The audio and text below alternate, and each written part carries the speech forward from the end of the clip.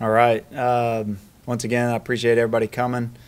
Just going back onto the game against Youngstown, just another tough one-possession game here at home. It's kind of been the story of our home games here in the league. You know, it's the third one that we've lost by one possession.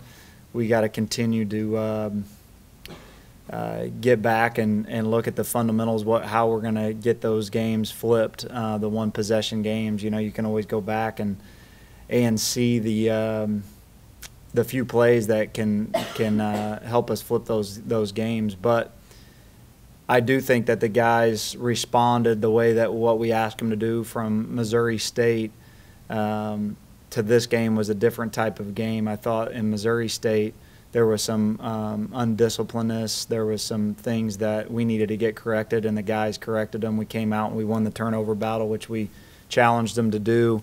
3 penalties for 30 yards. I thought they were disciplined when the game could have got out of hand, and maybe a personal foul or two.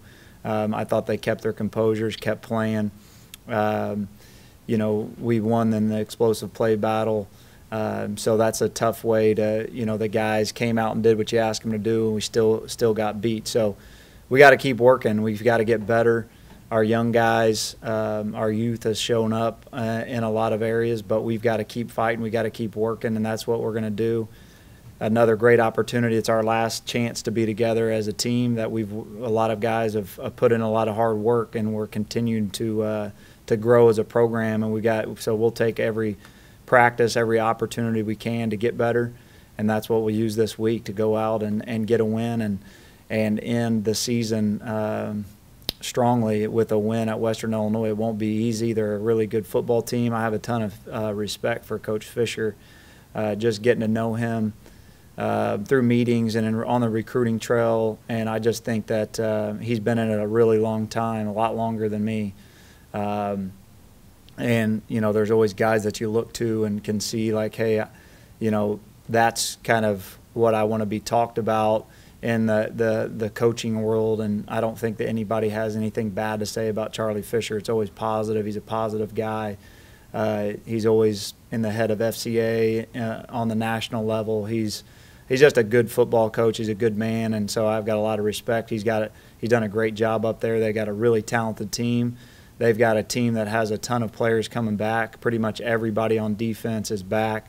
Their front seven, I think, is as good as anybody that we've seen. A lot of just experience coming back. Obviously, the linebacker, I think, might lead the country in tackles everybody, is always around the football. And then I think 99, just watching it in there, even just made a cut up of him for our guys to see. He's as disruptive of a guy as there is in the league. He's an excellent defensive lineman, and their quarterback is really good. Obviously, the receiver, I think he leads the league in receiving yards. McShane at running back is a weapon in the return game, and they'll run the football. They have a lot of offense in, you know, some pro style, some spread. They'll run the football. They'll be under center. They'll be in the shotgun. So we've got a lot to prepare for in a short amount of time. And but I expect our guys to be ready to go just like they are each and every week. Do you think Matt DeSomer gives you the best chance at quarterback? I do, yeah. Matt will start at quarterback this week. I think that he's proven that. You know, he's a good football player. He deserves that. I think Tanner you know, did everything that we've asked him to do. It's not been an easy spot for either one of them. I'm not saying that, you know, it's a tough spot to be thrown in and then to split time. But going forward, we've, you know, evaluating it, Matt gives us the best chance. You've seen that, you know, Matt's just not a runner, you know, that everybody think he can throw the ball down the field. He has a strong arm.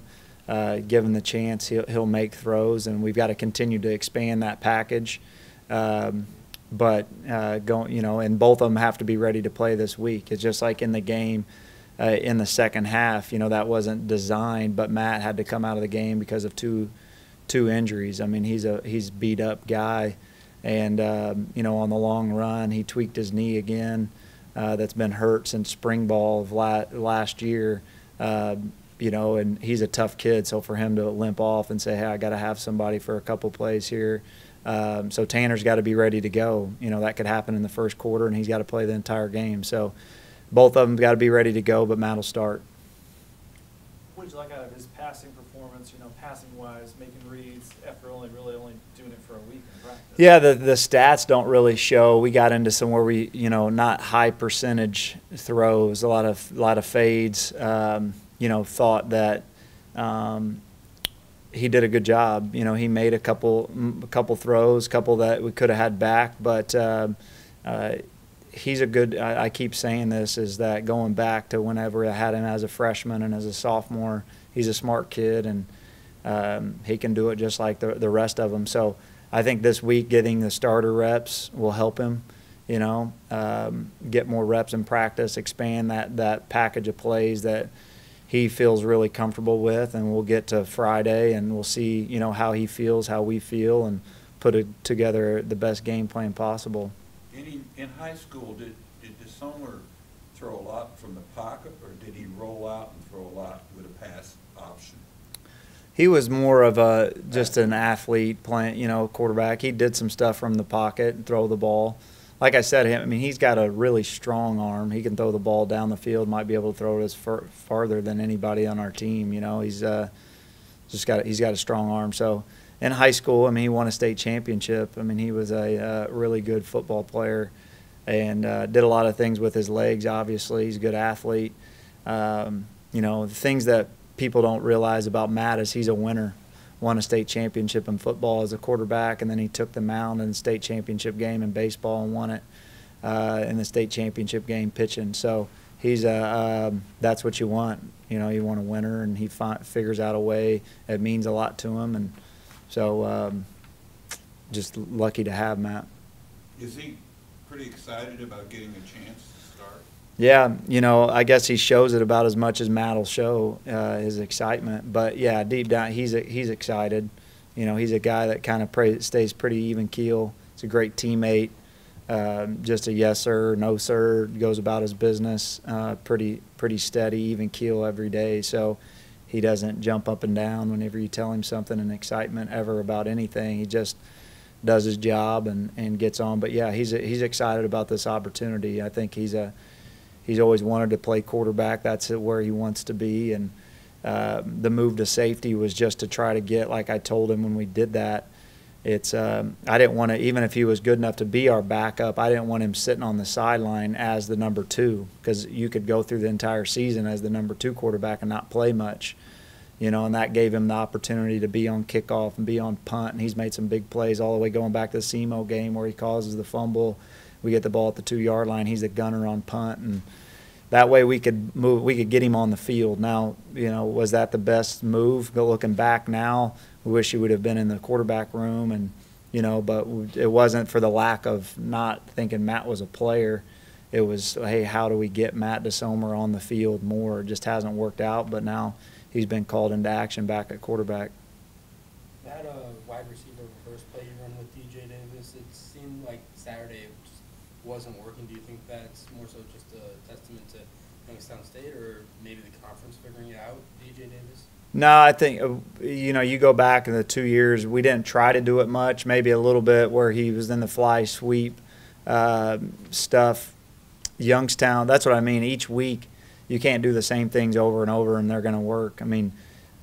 Different plays are in the game plan one week. They're not even in the game plan, not even on the call sheet the next week because of what kind of defense they're playing. So Youngstown, really it's not a high percentage thing to sit out there and throw perimeter screens against them. They defend it really well, as good as anybody. So they're not going to give you those easy things where some teams are going to let you take those, rally up and tackle. Different mentality where they're going to be up in your face and play man-to-man and make it tough. So it was a game that, looking back, maybe we could have did a few things different. But, yeah, they take that stuff away. So a lot of that same stuff wasn't even on the card. You're uniquely qualified to answer this, Nick. The results the last 3 weeks show the importance of the quarterback position. Yeah, most definitely. It's not a. You won't hear from me. I've been asked this since Sam went out. my belief is if we're going to be a good program, what happens next year and somebody gets hurt the week one, are we just going to fold the tent and not be able to win a championship or get to 7-8 wins with a good backup quarterback? We should be recruiting good players, and by the year 3 and 4 in recruiting classes, you should feel pretty good about your true freshman quarterback, and we do feel that way with Brandon, but at this point you're not going to put Brandon in there, and burn a year. That's not fair to him. But yeah, your quarterback is that's kind of why he gets a lot of the credit when he probably shouldn't, and he gets a lot of the blame whenever it might not be his fault. I mean, your quarterback, when you look at championship teams, you usually got a pretty good one.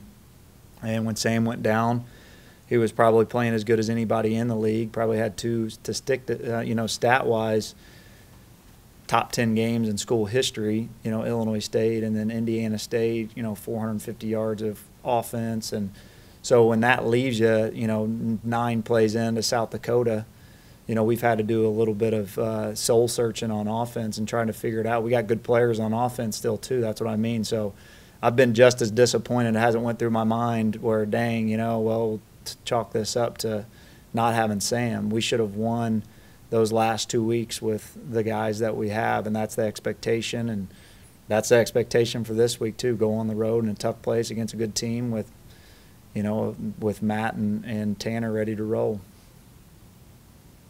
When you watch their offense, I know they got McShane and McGuire, but you don't see a 1,000-yard receiver and the next best guy, 276 yards. Just what do you try to take away Ackland or McShane, or how do they do that?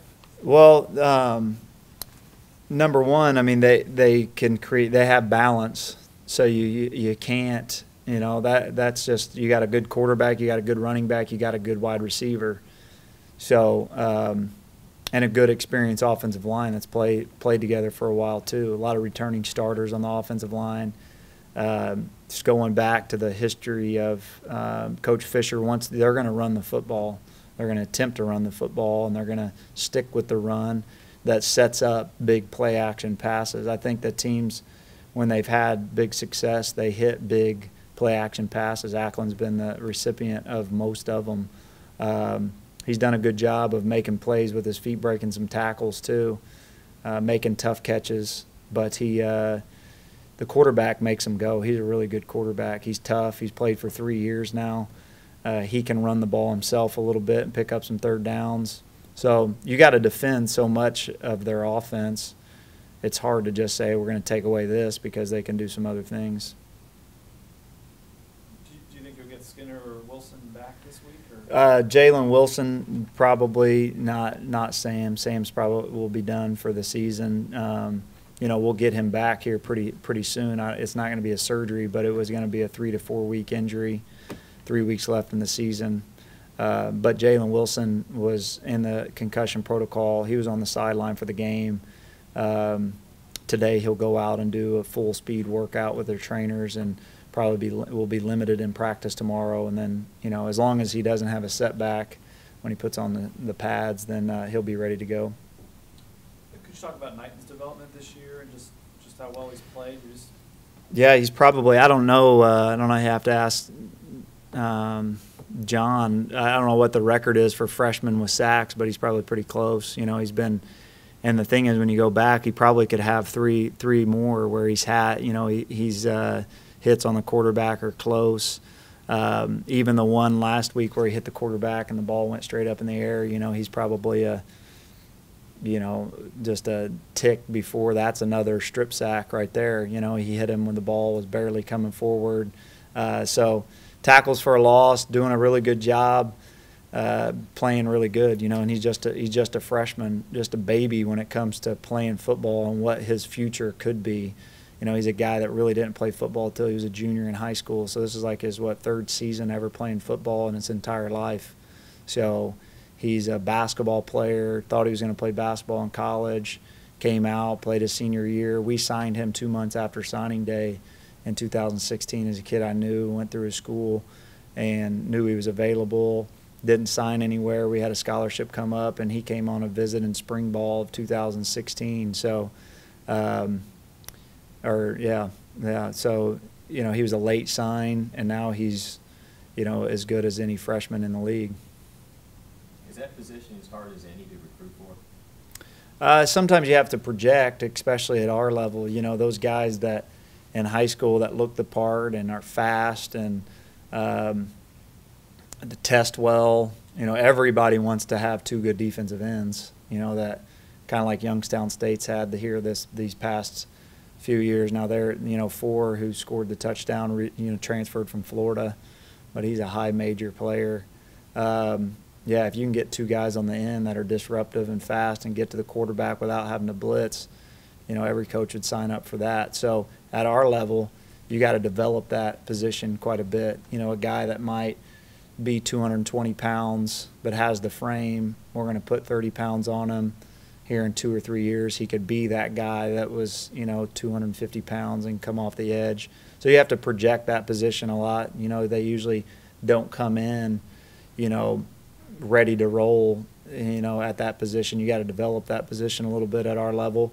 But we're playing 4 freshmen right now, at that position. Sam Skinner was a true freshman. He's still got a long way to go in developing, but the future's there. It would have been nice to be able to redshirt him this year because he's going to be a heck of a player. Burner and Knighton start for us. They're freshmen. And so Jordan's still coming along and playing, getting better and better and better, and his body's coming along. And then Knighton, and then you got Jalen Wilson, and you got, Big Z's a freshman, and pretty much everybody we put out there, it seems like, are freshmen. And then or guys that we didn't redshirt last year that are second-year sophomores. How important is it to go into the offseason with a win?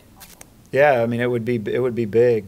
We all need to feel that winning feeling again. Some of that is what we're still chasing in this program is knowing how to win and what it takes to win, and that feeling that you want that more than what the locker room feels like when you lose, and you got to do everything you can to not have that feeling. So we're still getting there in that category. Some of it is we've got to.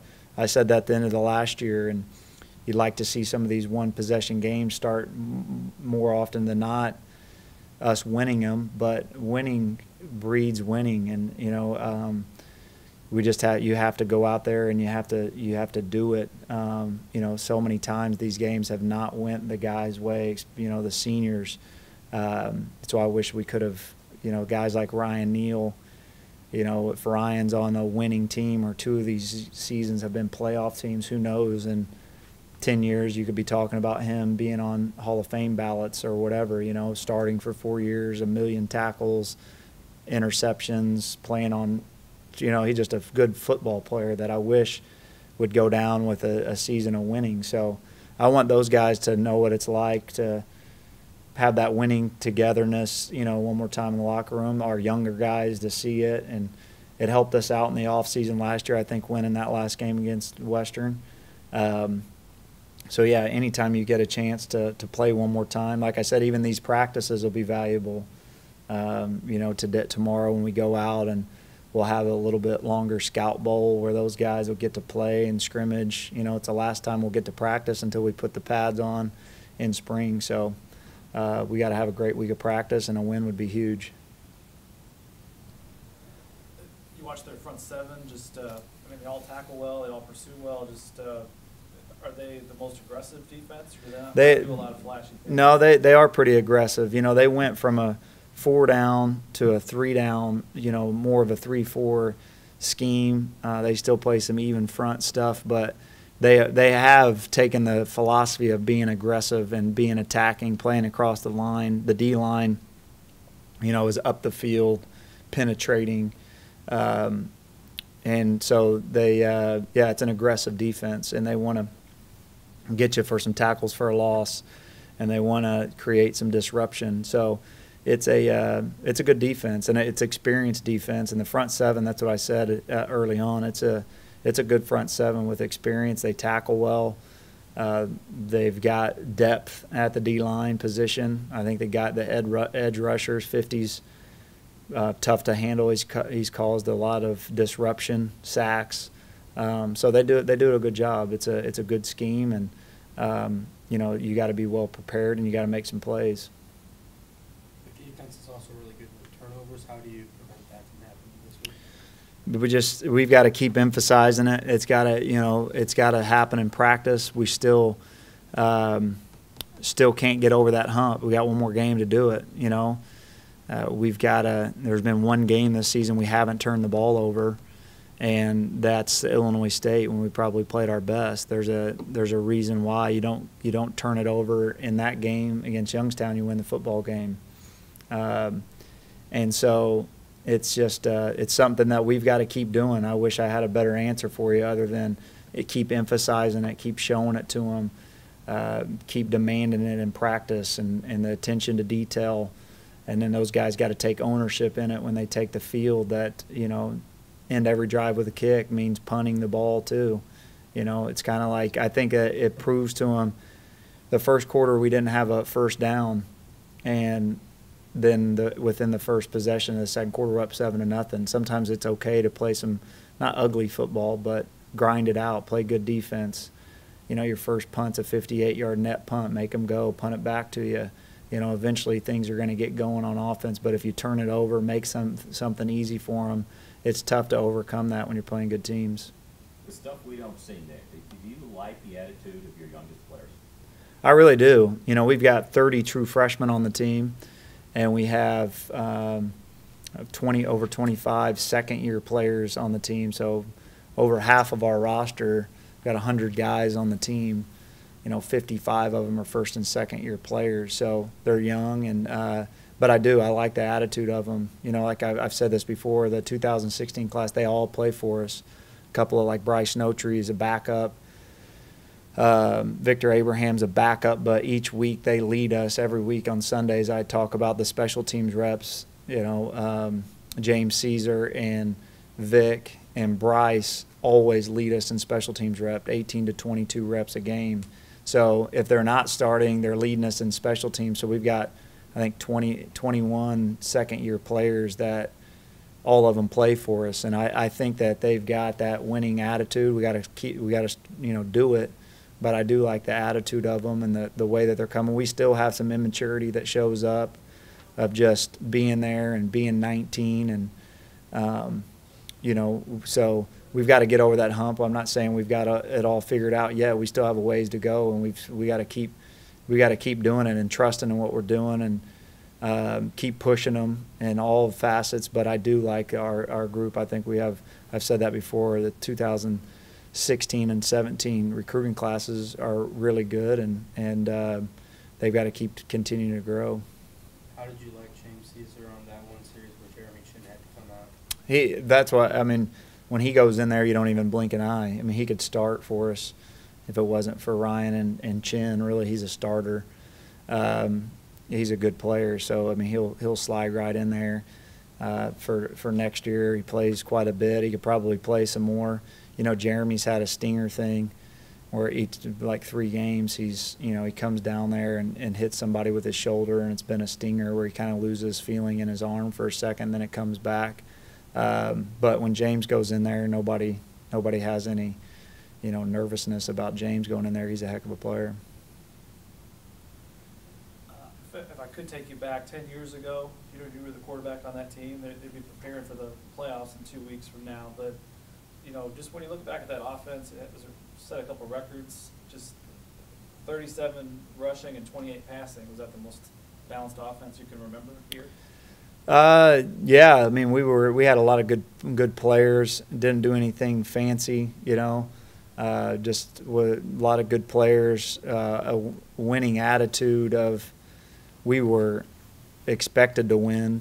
I think was the biggest thing. Going back to when we played at Western, my senior year, we won 10-9. With all this, we averaged 40 points a game, all that kind of stuff. But we had to go on the road.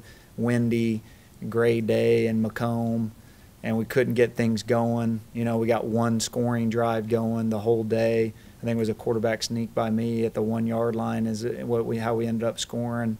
But it was like a grind, and I don't even think they went to the playoffs that year. And so that's where we've got to get to, where even a game like that where, you're punting the entire day, and you just figure out a way to win one on the road 10-9, play good defense, make a field goal, play good on special teams. And so that's the thing on that team. It didn't matter if you won 10-9 or if you had to be in a shootout. You know, we had a lot of good players. But I tell the guys now that too is going back. We didn't have any NFL superstars on that team, you know. I was an average quarterback with good players around me that, you know, was fortunate to play. Even our offensive linemen, you know, Darren Marquez, I think he got a shot in the NFL training camp, kind of like me, but then got cut and played some Arena League. But just good old-fashioned football players up front that look like our guys, and, you know, probably as strong as our guys. But it was just kind of a winning thing that the guys before us started to breed. So when we were redshirting, we were nervous not to be that team that won, you know, and expected to win those close games when we were down. So I think we were balanced, but it was also just like an expectations, which we've got to get to. As I remember Kill's teams back then, we only had one guy, Tony Kutzos, that developed from a freshman to a starter. The rest were transfers and JUCOs or FBS. Is it hard to develop or get a talent to develop into a starter in this league or for Southern? What's the problem? Back then it was, a lot of them were transfers, and we still have some of those. But I think you have to develop your guys. I think when you look around our league, the guys that are doing it, you've got to get your core nucleus has to be high school kids that you develop, and sometimes that takes longer than you want it to. You know, you have to be willing to wait 3 or 4 years to reap the benefits. You know, you go and sign a kid that can help you right now, and as a transfer, you want him to produce the minute he gets on campus. You sign a kid that you know is going to be a good player, and it might take a redshirt year and a redshirt freshman year that's pretty good, and then his third, fourth, fifth year they're really good. Well, that's 3 years from the time you sign them on the dotted line. So you got to develop them, trust the process, know that there's going to be. So to answer your question, I think that you have to build it with high school kids that you develop, and know that when they're redshirt juniors and seniors, those better be your best teams. But you got to sprinkle them in with some guys that come and play. You think that Hampton is the redshirt, right? Is he look fairly well? Yeah, he does. I think that he's another one. We talk about him all the time. DJ could play for us now, you know, and get out there and be productive. But it'll pay off that he redshirted this year, you know, needed to get a little bit stronger, and he'll just be a lot better next year as a redshirt freshman. He's one that a great attitude. He will be a good player here. Looking back on this press conference next year, you know, DJ Hampton will be a good player here. Nick, I would expect you to be modest and say you were an average quarterback. I've got 3 decades watching SIU football. You were better than average. Does it, when you put your head on the pillow at night, though, let me phrase it this way. It seems like your skill guys this year are really good. The full complement of them, the choices that you have. Is it frustrating 2-5 conference record with a bunch of guys who may have been better than the skill guys you played with? Yeah, no, that's what I mean. I'm frustrated. You know, nobody wants to win more than me. Trust me, and I believe in these guys. I stand up here and say that, and you'll probably never have a press conference where I don't say that. I believe in these guys. We can get it done. We're going to get it done. You know, so yeah, a lot of times when you hit the pillow, you're thinking, what can I do more, or what do we have to do to get over the hump? And all I know is to keep doing what we're doing, and to treat them right, coach their heart, and make sure, like right now, they're going to class, and whenever the true freshman's 5 minutes late for class, he's coming up to meet me here in a second, and you're not going to be 5 minutes late for class. We're going to do everything right, and eventually that's going to pay off. You just stick with the process of doing things, outworking people, develop the players like we're talking about. I think that we are good recruiters, so we're going to have good skill players. We're going to have good players, and eventually you put that process with good players that you've developed, and we're going to win here. You know, I wish it would have been this year, but we've got one more game to do it, and that's what we're in there doing. This season, this week's no different than it has been early in the season. I mean, we're preparing to go up there and win a football game, and we do have good skill players, good talent, and we got to keep getting, you know, more of them. You know, some of them are leaving us this year. Replace those 14 with 14 good ones. Do you feel like the mandatory day off that you've had this year, has that helped your players, do you think? Yeah, we've always had a mandatory day off. You know, you always have to have an NCAA. Are you talking about you know, they changed it during training camp where you had to have more of them. I thought you could take a day off, but you could still have a meeting or something like that. Yeah. You could practice, but now you have to give them the day off completely. That was like during training camp, they had that where this was the first year that you had to have a mandatory no meetings, no anything during training camp. You've always had to have 1 out of the 7 days during the season is completely off, nothing. Last year we did it on Sunday, so we didn't practice. We didn't have them in. We brought them in on Monday and we practiced on Monday. This year we give them Monday off. They come in on Sunday. We have a team meeting, watch the film, all that kind of stuff, put the game to bed, and then Monday is their day off. Number one reason why we didn't have a bye week this year, you know, we've played 11 games in a row. It's a long, taxing season in our league to not have a break where everybody else had a break. So we knew that we were going to have to adjust how we practice, how much you can put full pads on and bang them and expect your team to be playing good in week 11, 12, and hopefully into the playoffs. That's a long stretch. So we felt like that schedule. I think this schedule set is better for our players. I like it better, where you take the Monday off. I think they need a day with school where they don't have anything and tutors and go meet your professor and have time to do those type of things. So I think this year's schedule, the players like it better and probably better all around. Anything else? Thanks, Coach. All right, thanks.